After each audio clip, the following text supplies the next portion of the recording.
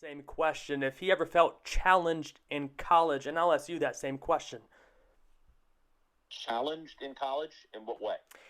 Sports broadcasting is a knack, and in some ways you can't really teach it. And Yes. of course, when you're doing this, it takes a special talent to do it at a high level. Did you feel like, again, no disrespect to any college that is teaching sports broadcasting, but it takes a special talent to do it at such a high level, like what Ken is doing in his way and what you have done throughout your entire career? Yeah, that's a very good question, Alex. And when I first heard tapes of myself, when I was 18 years old as a freshman at Syracuse University, where the Newhouse School of Public Communications, both print journalism and broadcasting, Heard that you could actually do a good Vince Scully impersonation. Well, I don't know where you heard that. I think that's actually a terrible, terrible lie. But I thought about the first time I ever walked in to Dodger Stadium, and I heard Vin on the loudspeakers. And this is what he said. They had a taped announcement for fans. So it was like, "So fans, welcome to Dodger Stadium. It's another beautiful night for baseball. And remember, at Dodger Stadium, you can keep any foul ball you catch, and there are no handguns allowed at Dodger Stadium." And I'm thinking, what a wonderful announcement that was. But I was told to keep my handgun at home by Vince Scully. Don't bring it into the ballpark. In terms of your career, at the age of 14, you worked in a press box for the very first time, calling high school football on KLIC radio in Monroe along with your father. At that moment in time, did you think that you would be where you are today, knowing about the career that you had? Yes. I absolutely knew this was where I was going to be.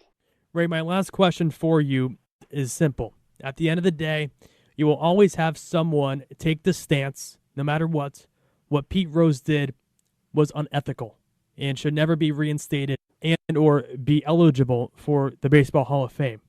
What do you say to those people that take that strong stance of saying what Pete did was unethical and should never be reinstated in the game of baseball? I'm not a Pete Rose apologist. I'm fundamentally believe that no one is more equipped, experienced, intelligent than the baseball writers of America. That's listening to you know that you are a journalist, that you are a writer and an interviewer, and again, love for not only baseball but sports as a whole. How would you define the word journalism in your own words? Asking questions, seeking truth. What's been one of the hardest challenges you've had to face in your career, I would say in the last 6 months? That's an excellent question. I think for me, it's being willing to approach aspects of the game that maybe I found to be intimidating in the past, but also realizing at the same time, if I want to stay respected in this industry, I have to keep up and I have to tackle those topics that maybe I thought, I don't know if I can do this. You have to be willing to make yourself uncomfortable on a regular basis. Where do you want to see the Athletic 5 years from now? You know, it's something I think about every day. I think that the Athletic is telling some of the best stories in the world right now. You mentioned the London series, John. What was that experience like for you? It turned out to be not too good for me. I had 2 flights in 3 days. It was exciting to be there.